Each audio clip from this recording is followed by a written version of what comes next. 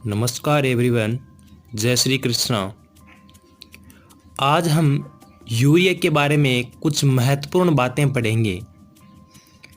जैसे जैसे यूरिया की खोज किसने की थी और यूरिया को कृत्रिम रूप से या प्रयोगशाला में सबसे पहले किसने बनाया था और कैसे बनाया था।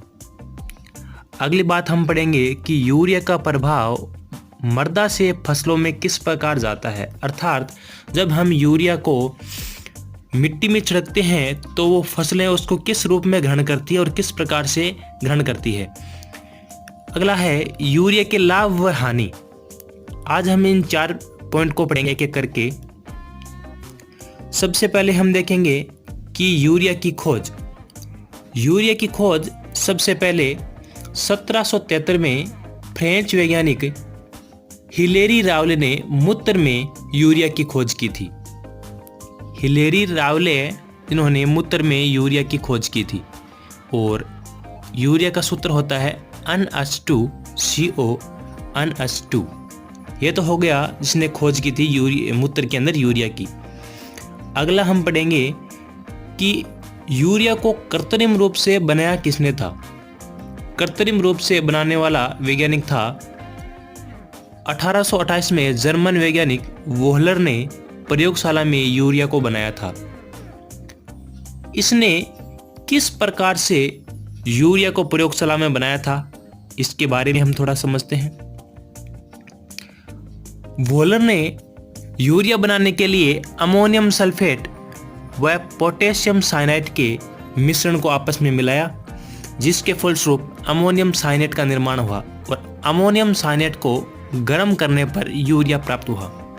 अर्थात अमोनियम सल्फेट और पोटेशियम साइनेट के जलीय मिश्रण को गर्म करके यूरिया का निर्माण किया गया था।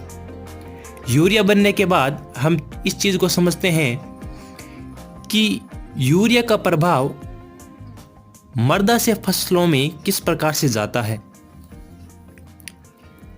यानी यूरिया को मृदा में छिड़कने के बाद पौधे उसको किस रूप में ग्रहण करते हैं।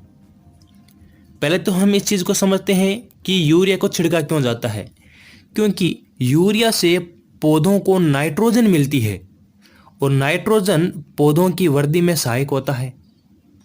यानी यूं कहा जा सकता है कि यूरिया से पौधों की वृद्धि अच्छी होती है। क्योंकि यूरिया से नाइट्रोजन अच्छी खासी मिल जाती है। यूरिया में नाइट्रोजन की मात्रा 46% होती है। अब देखो, जब हम मृदा में यूरिया का छिड़काव करते हैं,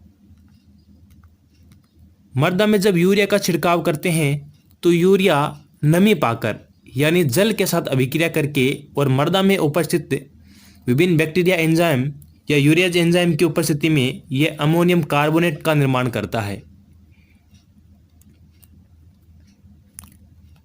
इसको दोबारा समझते हैं।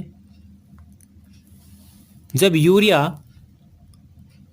नमी की उपस्थिति में यूरियाज एंजाइम के साथ अभिक्रिया करके अमोनियम कार्बोनेट बनाती है,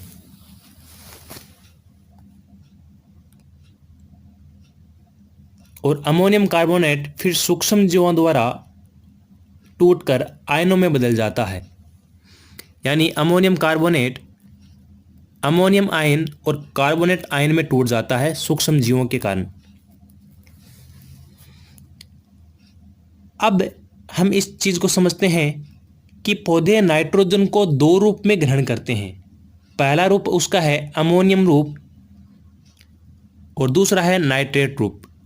अब जो हमें ये अमोनियम आयन प्राप्त हुए हैं, अमोनियम रूप में टूटा था, इसको चावल जैसी फसलें ग्रहण कर लेती है।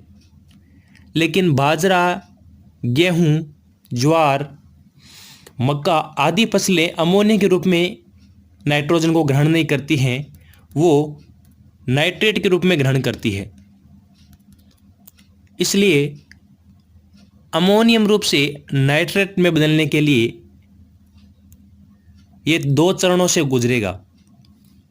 पहला है कि अमोनियम सूक्ष्म जीवों द्वारा ऑक्सीकृत होकर नाइट्रेट रूप में बदल जाता है, जिसे पौधे ग्रहण कर लेते हैं।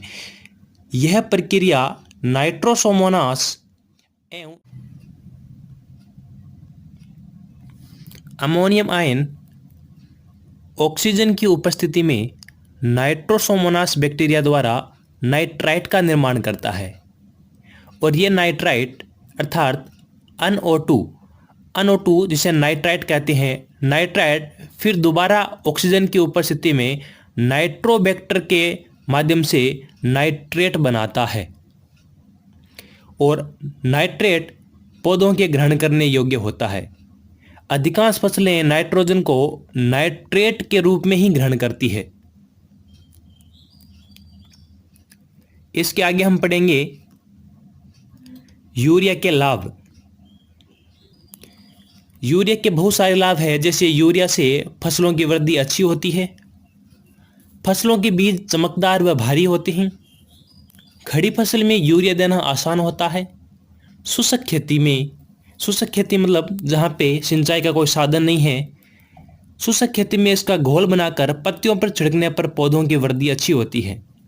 और यूरिया की कुछ हानियाँ भी है, जैसे अधिक मात्रा में यूरिया छिड़कने से मृदा अम्लीय होती है, कई वर्षों तक लगातार प्रयोग करने से इसकी उर्वरता क्षमता में कमी आती है, यानी इसके अंदर नाइट्रोजन, फास्फोरस, पोटास इनकी कमी हो जाती है, पोषक तत्वों की कमी हो जाती है।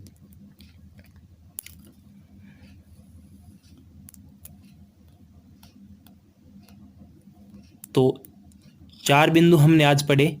यूरिया की खोज, यूरिया को कृत्रिम रूप से किसने व कैसे बनाया, यूरिया का प्रभाव मृदा में फसलों पर किस प्रकार से जाता है और यूरिया के लाभ व हानि। Thank you. जय हिंद, जय भारत।